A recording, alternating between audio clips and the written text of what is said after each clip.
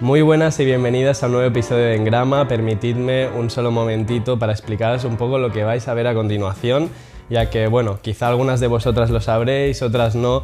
En junio pasado hicimos un viaje a Madrid, donde nos reunimos con el gran Esteve Freixa i Baqué.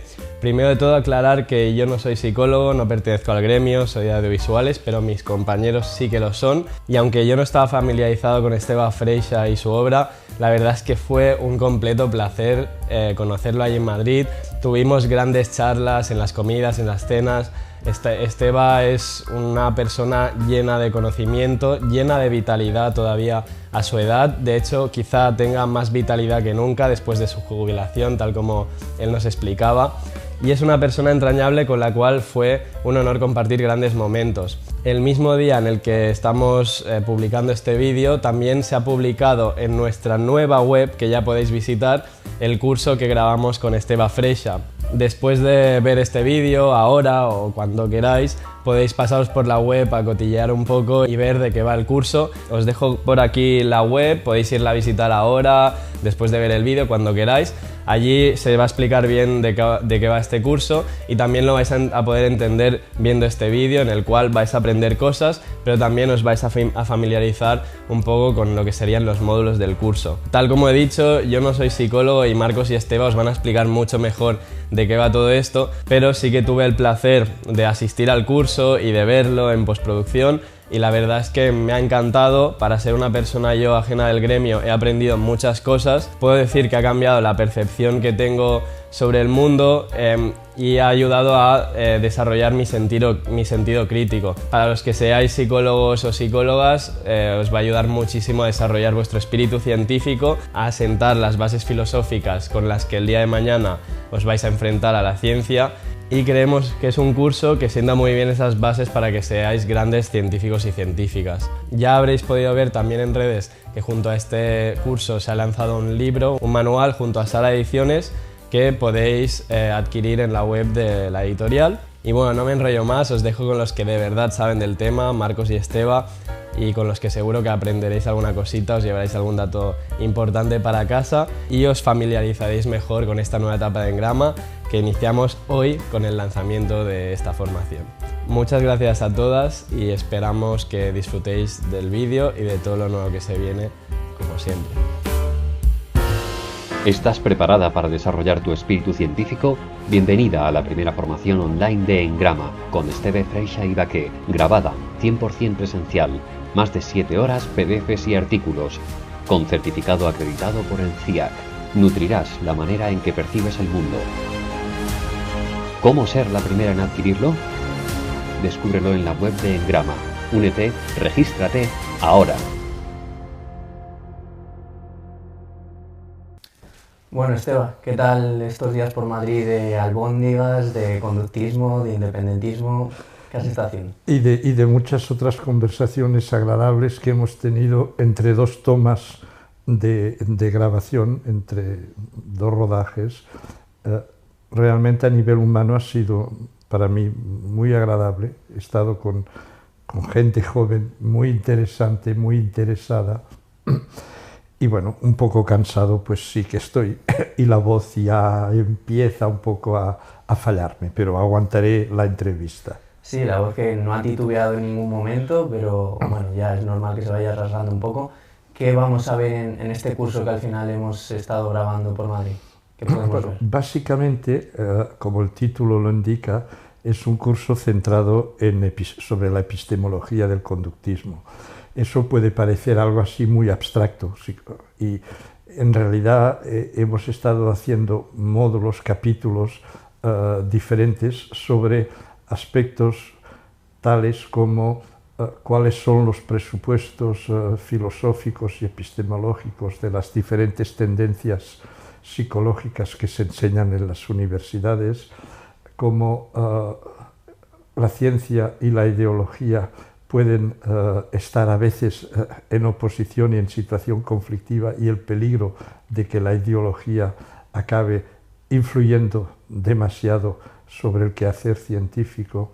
Hemos estado viendo que un remedio para evitar ese mal puede ser la formación del espíritu científico en las facultades, ya no solo de psicología y ya no solo científicas, sino para cualquier ciudadano de a pie, en el sentido de que tener un sentido crítico desarrollado y tener una metodología de constantemente poner en duda, pedir fuentes, tener un espíritu riguroso crítico, puede ser una manera de luchar contra supersticiones, contra ideas recibidas, contra manipulaciones que se pueden hacer a todo nivel económico, político, publicitario, y que no es solo algo reservado a un público de científicos.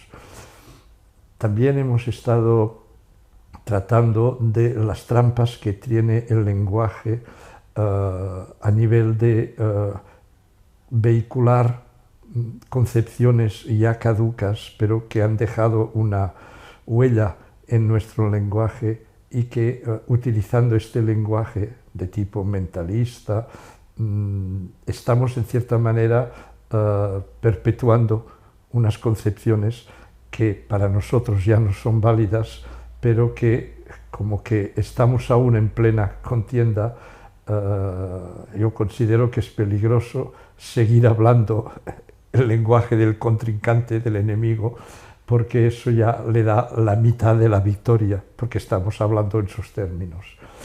Y hemos acabado haciendo un poco una demostración de hasta qué punto las ilusiones cognitivas pueden ser un obstáculo para cambiar de paradigma, como la resistencia al cambio, que es un fenómeno general que se aplica a muchos otros campos que al de la psicología. En el caso concreto de nuestra disciplina y en el caso concreto de nuestra orientación conductista, esta resistencia puede ser terrible. Y hemos visto algunos ejemplos y hemos hecho un poco como unos juegos y como unas adivinanzas y unas situaciones así in situ en las que ha quedado clarísimo que las ilusiones cognitivas pueden ser muy fuertes y muy difíciles de combatir, y que eso es para el conductismo evidentemente un obstáculo mayor. Pues si te parece bien, te pregunto superficialmente por algunos de estos puntos que me has comentado. A ver. Que en primer lugar, pues como hemos empezado por la epistemología, yo quería saber, que dijeras a nuestra audiencia, qué es eso de la epistemología y por qué es tan importante ahondar en ello para la psicología o para cualquier ciencia realmente.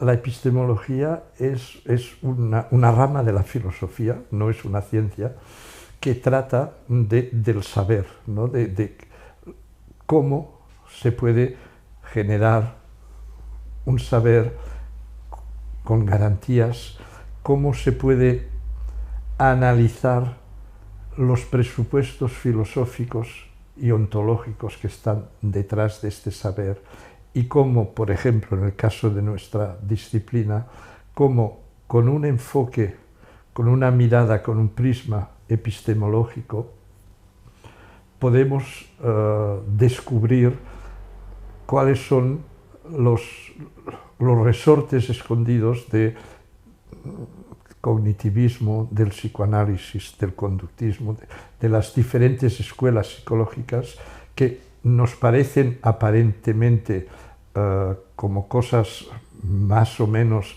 compatibles o que pueden ser complementarias o con las que habría que intentar una síntesis, y si los pasamos a los rayos X de la epistemología nos damos cuenta que pertenecen a universos ideológicos y epistemológicos totalmente distintos e incompatibles, y que por lo tanto la buena solución no es intentar una síntesis, sino conocer de manera detallada cada una de estas psicologías y escoger, elegir. Porque hablabas, por ejemplo, en el curso, y así ya damos una píldora para la gente, de ese eclecticismo ingenuo que muchas veces pues, es lo que impera en la disciplina, y que en ocasiones es preferible un enfoque que sea coherente, aunque sea erróneo, y que ya al menos ahí la gente, pues como tú dices ahora, pueda elegir, ¿no? Totalmente de acuerdo. El eclecticismo es la peor de las soluciones, la peor. Luego hablamos también en el curso de dualismo, de monismo, también hemos entrado por el tema del determinismo. Vamos a centrarnos un poquillo en eso, que creo que es atractivo para la gente y puede, pues, enganchar a alguno para que luego quiera profundizar. Determinismo versus libre albedrío. Nos metemos ahí y por qué al final estamos determinados y por qué no existe eso que entendemos por libre arbitrio. Bueno, el libre arbitrio es una consecuencia de la concepción idealista del ser humano, que considera que el ser humano es libre porque así nos lo enseña la Biblia, la religión. Dios hizo al hombre libre y si es libre, pues entonces no está determinado. Y si no está determinado, entonces toda ciencia que intente estudiar de manera científica la conducta está condenada al fracaso, porque estudiar una cosa que no tiene reglas, que es libre, no tiene sentido. Y es por eso que hay que entender y hay que aceptar que el ser humano, que es un producto de la evolución de la naturaleza, con una perspectiva monista y no dualista, el ser humano es materia, y la materia obedece a leyes que no son siempre sencillas,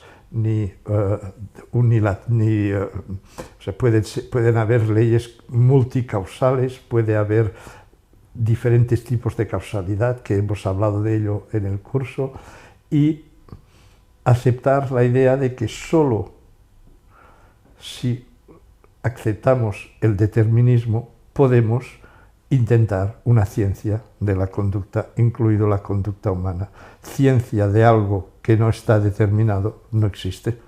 Claro, al final vamos recogiendo una cita que decías en el curso, es que si la conducta humana o el ser humano fuera libre, al final nadie debería estudiar psicología porque no habría nada para estudiar. Claro, eso es. Evidentemente. Y al final, pues aquí nos metemos también un poco en esa prepotencia quizá del ser humano, esa arrogancia que nos creemos especiales y que seguimos cayendo, pues, en concepciones dualistas, etcétera, etcétera.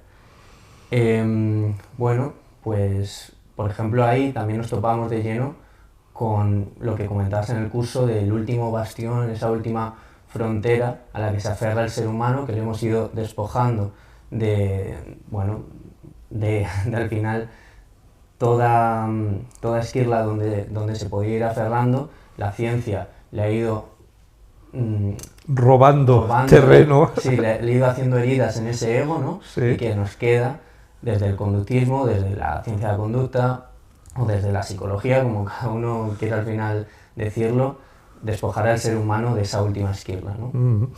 O sea, históricamente, al principio todo estaba dominado por las visiones mítico-religiosas de la naturaleza. La física no era física, era metafísica. Todo estaba dominado por visiones o mítico-religiosas o filosóficas, y cuando la ciencia empezó a progresar, poco a poco, pues eso, la física se emancipó de la metafísica, la química se emancipó de la alquimia, la biología se emancipó del vitalismo, pero a cada vez que la ciencia ganaba el terreno y que el mentalismo tenía que cederle ese terreno, ¿no? La naturaleza, el cosmos, luego la materia orgánica, inorgánica, luego la materia orgánica, cada vez, pues bueno, tenía una solución para irse refugiando en un terreno cada vez más restringido, pero cada vez más sólido, como en un castillo, cuando las murallas, pues primero hay el agua, luego las murallas, luego está la torre inexpugnable, ¿no?, en la que se refugia el rey, la reina ahí detrás. Y bueno, la situación es que si al final el conductismo acaba también tomando este último bastión, pues ya no tiene el mentalismo otro lugar donde refugiarse, está entre la espada y la pared, al borde del precipicio y como que si se cae ese último, esta última defensa, no hay otra, eso da un vértigo tal que la gente no está dispuesta, no tiene la fuerza suficiente, no tiene la madurez, no tiene la humildad suficiente para dar ese salto y se aferra a las concepciones que se oponen al conductismo, que es otra de las dificultades que tiene el conductismo para imponerse. De ahí que digas, y ya lo has dicho en anteriores episodios con nosotros, bueno, que el conductismo lo tiene muy negro. El conductismo lo tiene muy negro. Ya es frase célebre. Y por ultimar con este tema de libertad, determinismo, ¿qué diferencias podemos encontrar entre determinismo y lo que vendría a ser predeterminismo o fatalismo? Muchas veces la gente lo confunde y bueno, ahí luego ya van muy ligados otros aspectos como esa noción de responsabilidad de los actos, el escoger entre el bien y el mal. Eso es un tema realmente muy amplio. Sí. Es cierto que mucha gente rechaza el determinismo porque lo confunde con el fatalismo. Y realmente el fatalismo hay que rechazarlo porque el fatalismo es todo está escrito y por lo tanto hagas lo que hagas no cambiarás nada porque el porvenir ya está escrito y eso lleva al inmovilismo, a la resignación, a la abstención, al inshallah, ¿no? Sea lo que Dios quiera. Y eso es todo lo contrario del determinismo. El determinismo no dice hagas lo que hagas, pasará eso. El determinismo dice si haces una cosa, pasará esto, y si haces otra cosa, pasará esto, otro. Y aquí sí que se ve que las cosas están determinadas, es decir, si haces A, tendrás A', y si haces B, tendrás B' y no otra cosa, pero puedes hacer A o puedes hacer B. No es aquello de que hagas A o hagas B, te saldrá lo mismo. Y el tema de la libertad y de la responsabilidad, que es un tema central en Skinner, y yo les invito a leer o a releer el libro Más allá de la libertad y la dignidad, donde magistralmente expone este problema, es que a partir del momento en que se admite que el hombre es libre, pues si es libre, forzosamente es responsable de sus actos, y entonces pues está la noción de mérito, de culpa, de premio, de castigo.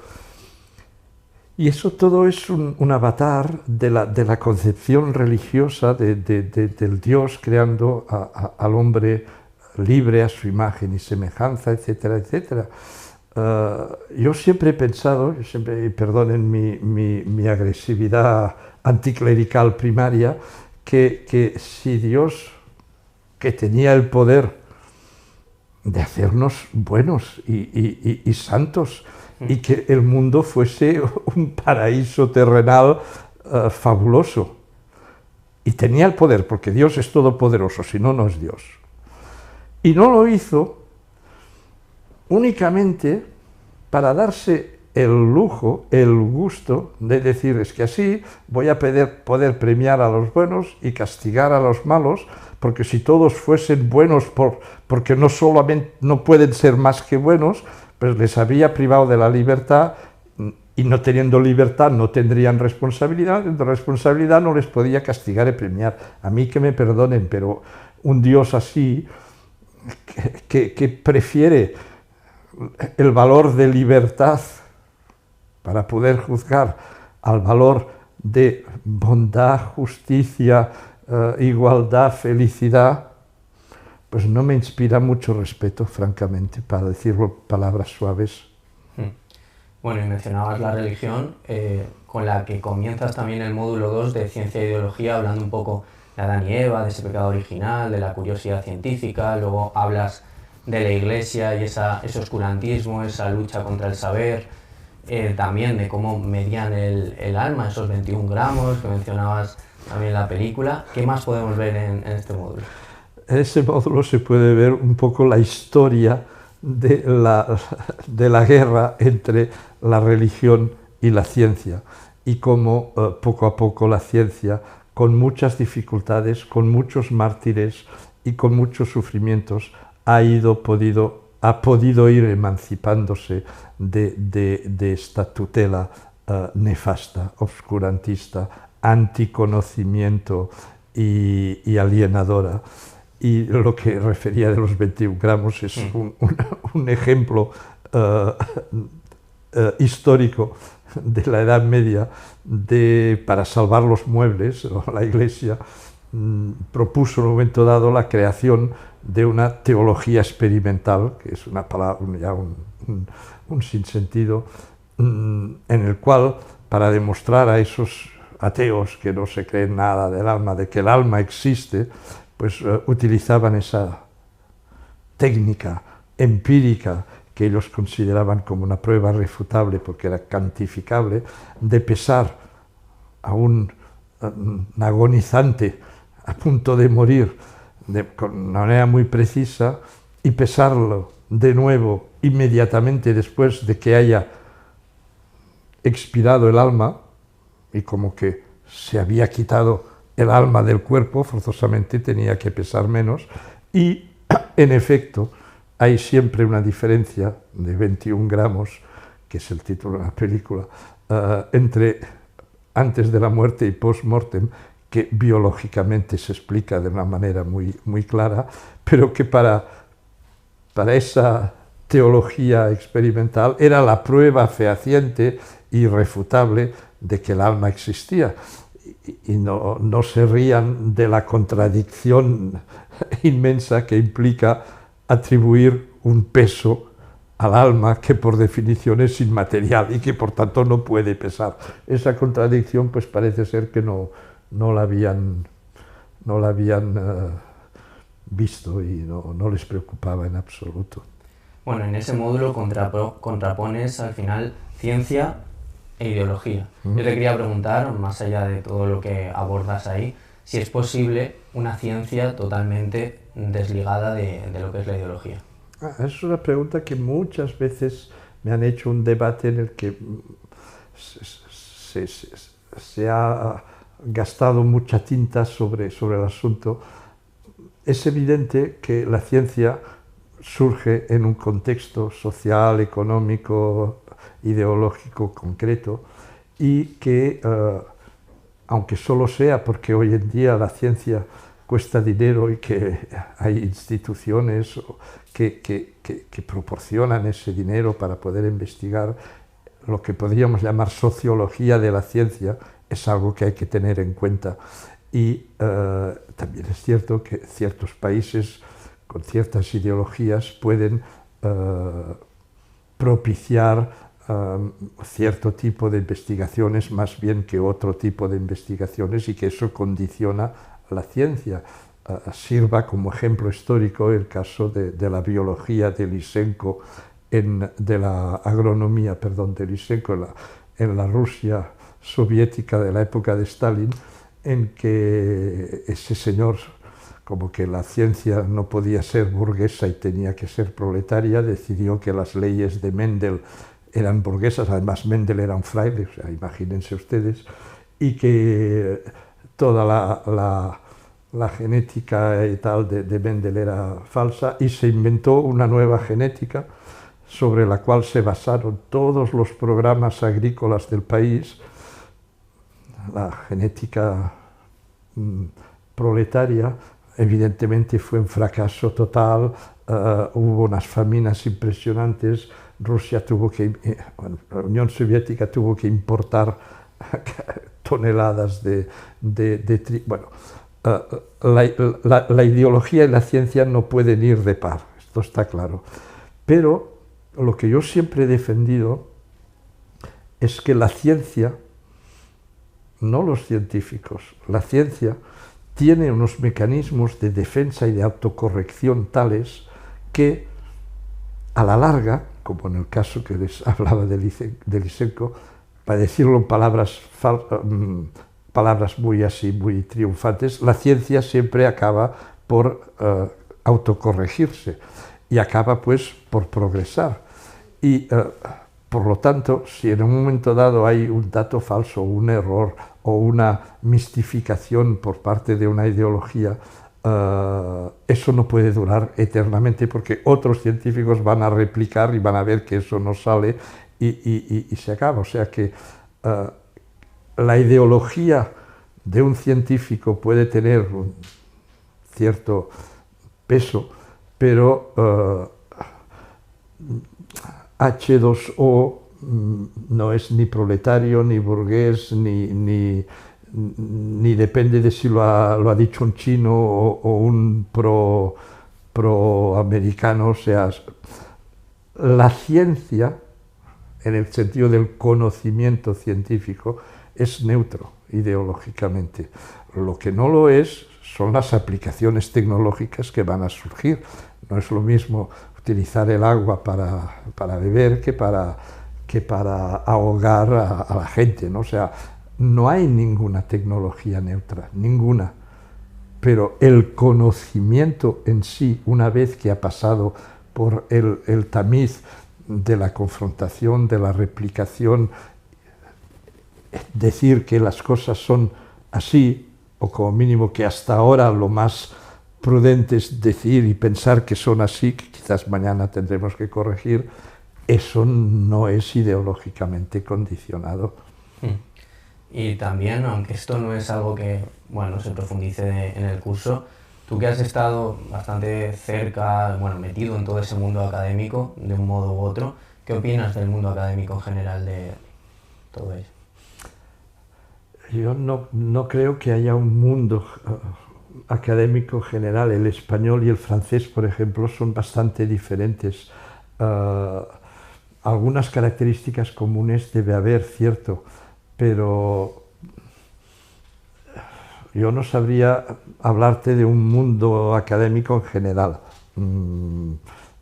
Hay una novela muy buena que se llama Un pequeño mundo, ahora no me va a salir el nombre, pero un inglés, que describe fabulosamente, es una novela que se la recomiendo, un tan pequeño mundo, un mundo tan pequeño, y el nombre me tendría que salir, pero bueno, lo buscaré en internet, que describe muy bien el mundo universitario. Yo solo podría hablar del que conozco, que es el francés, que es muy particular, y no creo que eso tenga un interés general para todo el mundo.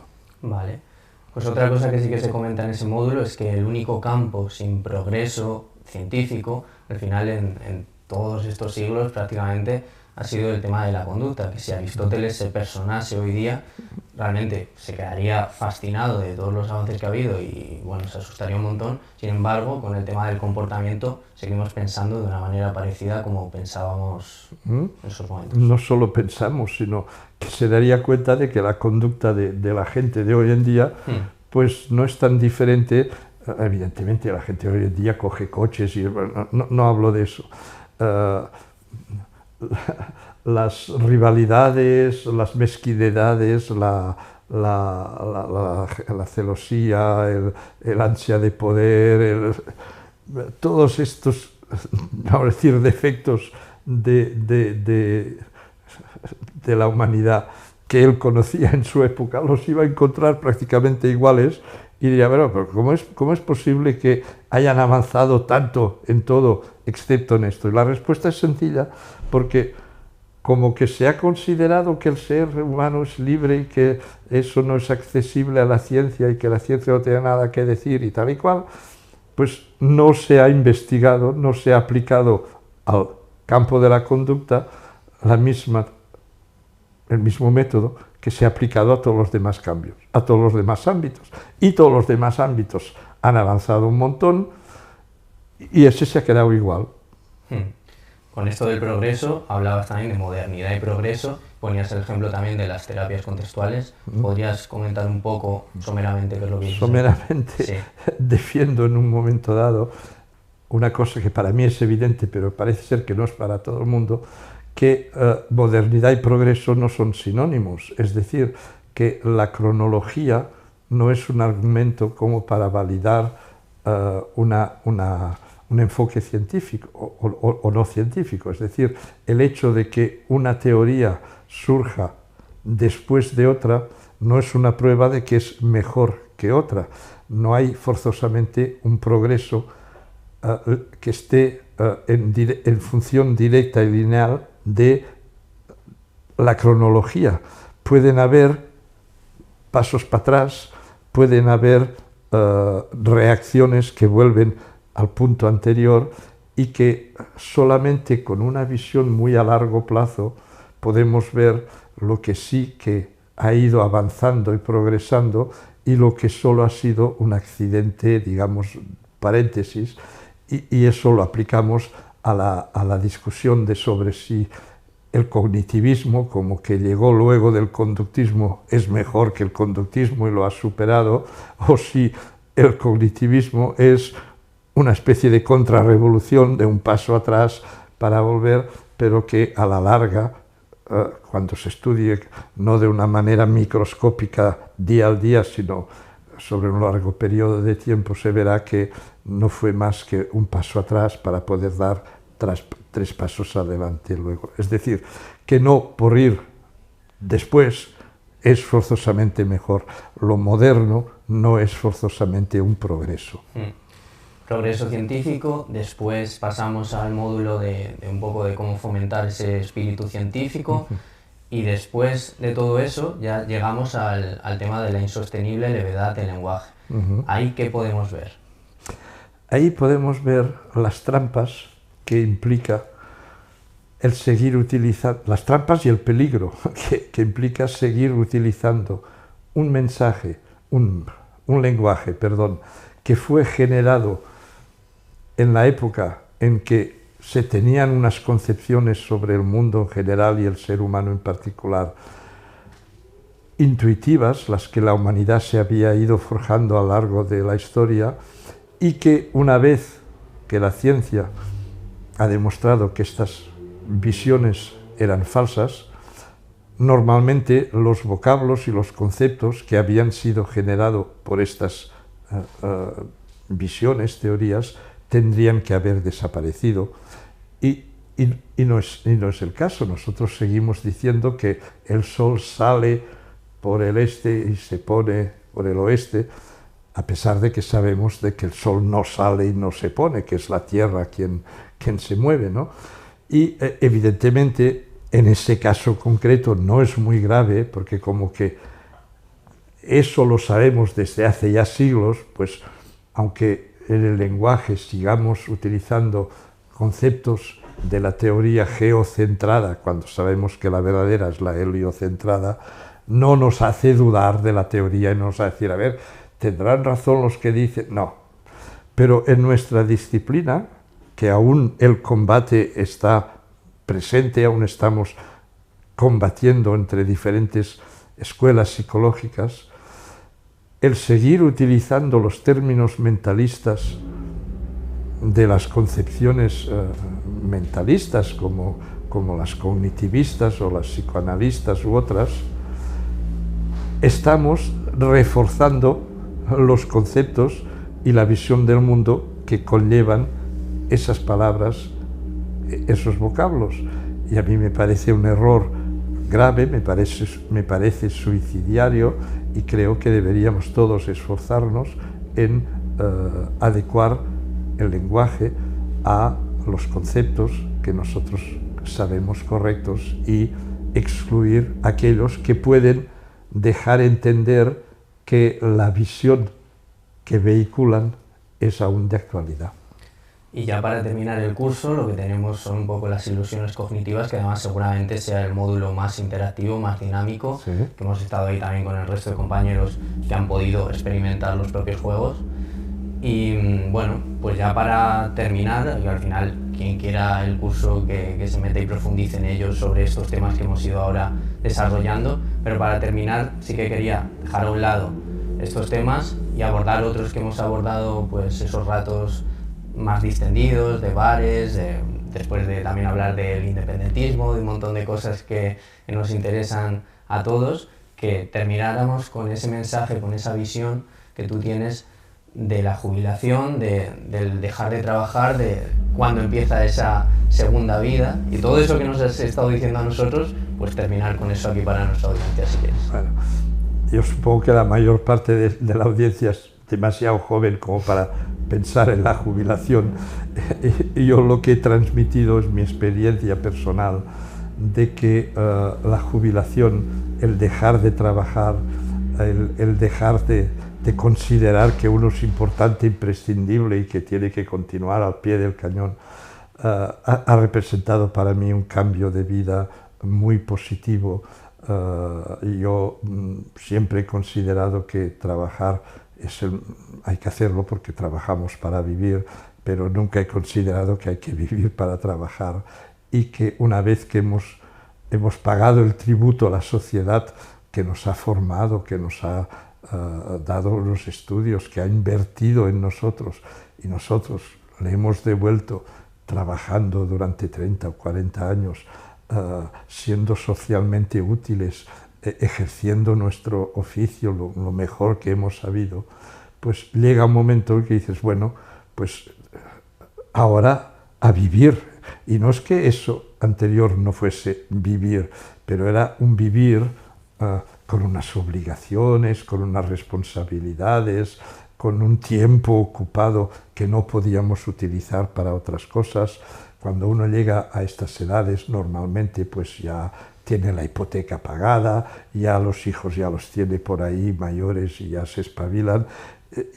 Empieza una etapa muy particular de la vida, que es una etapa en la que por fin puedes dedicarte a lo que te apetece, sin prisas, a tu ritmo, puedes realizarte en lo que te guste hacer, y eso pueden ser cosas muy diferentes. Hay gente que le gusta pescar, hay gente que le gusta dibujar, hay gente que le gusta ir al cine y hay gente que le gusta hacer figurinas con barro, yo qué sé. Pero lo importante es, como digo siempre yo haciendo este juego de palabras, es darse cuenta de que de verdad tenemos dos vidas y que la segunda vida empieza justo el día que nos convencemos de que en realidad solo hay una. Y entonces eso es importante, porque si nos damos cuenta demasiado tarde, pues eso, es demasiado tarde. Y luego nos arrepentimos. Qué tonto que he sido de no haber aprovechado estos años, que aún tenía yo una cierta salud, una cierta energía. Miren, a mí me ha sido necesaria una cierta energía para venir a Madrid, para estar grabando esas clases, para soportar ese calor. Aprovecharlo ahora, de aquí unos años, pues quizás no podría. Este era uno de los mensajes que me gusta transmitir, ¿no? Que la jubilación es, después del invento del fuego y del invento de la rueda, para mí el mejor invento de la humanidad.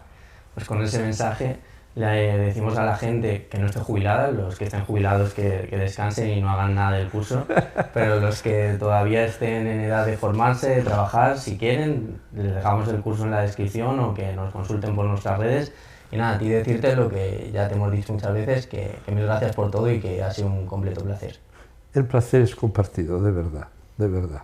Anda, os deseo mucho éxito y os felicito por ese entusiasmo y por ese tiempo que estáis dando a esa empresa, no en el sentido empresarial, a ese quehacer, a ese proyecto, esa es la palabra, que es muy generoso de vuestra parte dedicarle tanto tiempo, o sea que muy bien. ¿Estás preparada para desarrollar tu espíritu científico? Bienvenida a la primera formación online de Engrama, con Esteve Freixa y Baqué, grabada, 100% presencial, más de 7 horas, PDFs y artículos, con certificado acreditado por el CIAC. Nutrirás la manera en que percibes el mundo. ¿Cómo ser la primera en adquirirlo? Descúbrelo en la web de Engrama.